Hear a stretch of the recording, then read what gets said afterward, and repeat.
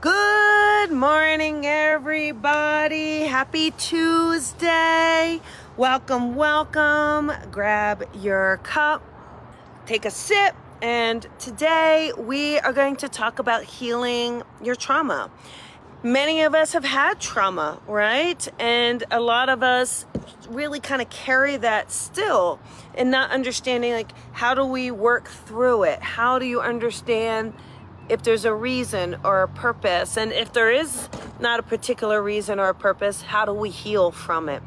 Because if we don't heal from our trauma, it will continue to have control over us, right? It will continue have this hold on us that's going to hold you back. It will hold you back from living that life that you're meant to have and living your purpose. And when we have this trauma, you know, some of it is a code, I think. Some of it is just part of this code of experiences for whatever reason we are meant to have. And it could just be part of the lessons, or how do we overcome, or to show our resiliency, to show our strength, perhaps to give us insight into something new. You know, the one thing about trauma is that it can lead you in a different direction.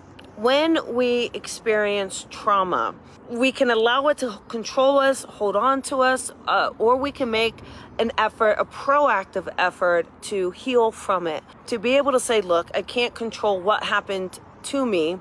However, I can control my reaction to it. And just having that and creating stability for ourselves. And the most important thing is creating a support system around you. And that could be tough too, because see, sometimes when you've been through trauma, it's uncomfortable for people.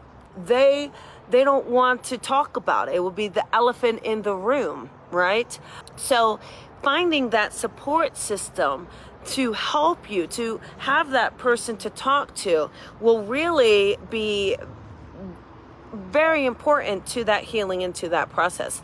But your trauma is your story. Your trauma builds who you will be, because it's part of the fabric, right? So as much as we have those positive experiences in life, the trauma can really show you your strength, your creativity, your sense of survival, your sense of fight, you know, and kicking it in, and understanding that your sense of patience, your sense of forgiveness, and finding that. So again, by not allowing ourselves to heal or to forgive, then we're allowing whatever happened to us to have control. All right. And when that has control over us, then we're in a state where it's very difficult then to say, wait a second, am I living my life as abundantly as I can? Am I doing everything that I possibly can? Okay.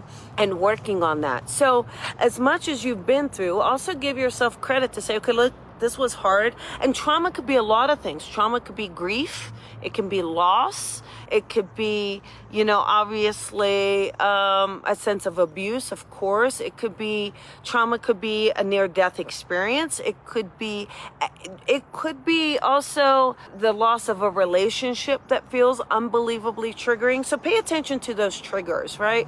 There's another episode of Coffee with Colby that talks all about triggers. But when we have those triggers, you know, what is our reaction to those triggers? And it's hard, because sometimes you may feel like you're doing really well and you're doing great and you're getting through it, and then all of a sudden, bam, a trigger hits and you feel like you fall 10 spots back, and we go back. And so understanding with yourself what you are capable of, and diving in deep, and diving in with your core, and diving in to say, wait a second, the trauma could be so many different things, and there could be so many different reasons why we experience it. But mostly, one of the most beneficial things about trauma is what we can learn from it. It's what we learn from it, and how we can internalize that and then put it out in a different way to create something positive, to create something beautiful.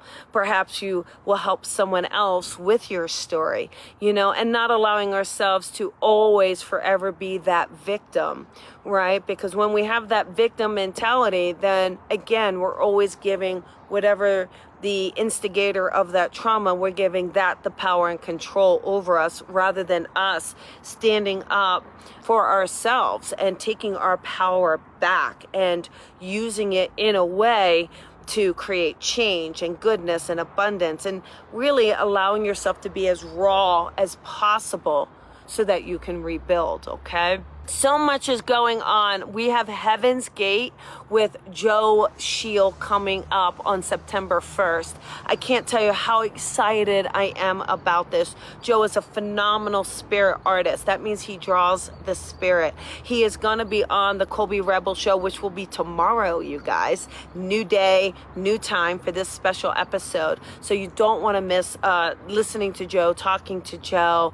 All the classes are coming up. I have a lot of classes coming up. I'm about to go on tour, you guys. I'm heading to Dallas in November for all my Dallas friends, New Jersey for my Jersey peeps, and you guys, guess what? Heading up to New Hampshire for the first time. So I'm extremely excited about that.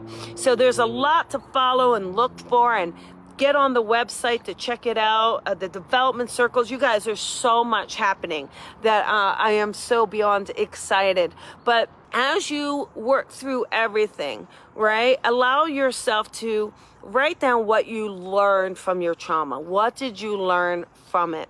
And allow yourself to just kind of let go of the bitterness or the resentment or anything that is making you feel less than. Don't give that power to anyone else, okay? Anyhow, everybody, as always, shine your light and shine it bright, and I'll see you guys later. Bye, everyone.